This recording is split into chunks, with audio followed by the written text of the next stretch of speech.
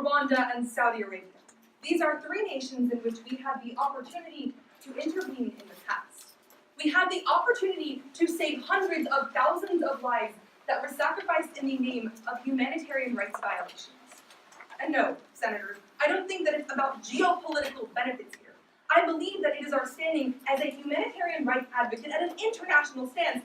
That is what makes us pass today's resolution.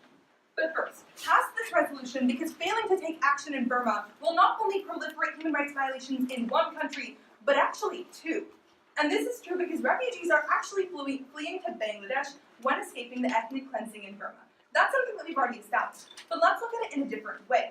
The Human Rights Watch said 3 days ago that despite the government's claim of ending this ethnic cleansing, there have been over 100 villages burned in the past couple of months. The fact is that all of those individuals, which is over 500,000 Rohingya refugees, are going toward Burma. The U.S. Department of State, however, reports this year that there have been nearly 400 sex trafficking cases in Bangladesh. But we're looking toward the Rohingya, a very minority community in the sense that they have nothing when they come to Bangladesh. They have no money, no family, their entire family or village may have just been killed. They are extremely vulnerable to the exact same sex trafficking that's occurring in Bangladesh. The opportunity that we have in today's resolution is to mitigate one humanitarian crisis. But the fact is that if we negate today's resolution, we're allowing two to continue to proliferate around the world. And that's not something that I'm going to stand for as a representative of the United States.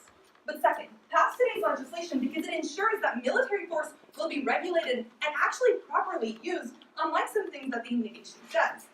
And you see this is true because authorizing the president to use military force, as in the resolved section, is actually in the form of an AUMF. And that's significantly different from a regular declaration of war. This is something that The Atlantic explains in 2016, explaining that an AUMF actually permits executive and legislative cooperation in agreeing on limited war aims. The fact is that we're not only focusing on boots on the ground. That's not the only type of warfare that's available to us in the status quo. In fact, the Center for Strategic and International Studies says that since 1990, Burma has actually expanded military capabilities to cyber as well as electronic warfare substantially. What we see is that, in the first place, there isn't even a necessity to put boots on the ground.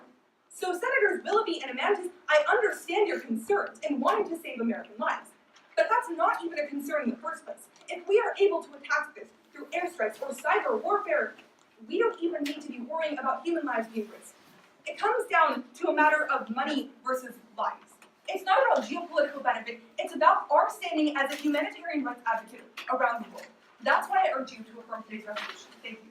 Thank you, Senator. We'll have to keep to 3 minutes and 3 seconds also to questions, please, right now. Starting off with Senator Willoughby on flash. Senators, if you stand for bettering the quality of life of these individuals, why should we pass and hand the other 75% of their democratic government back to the military?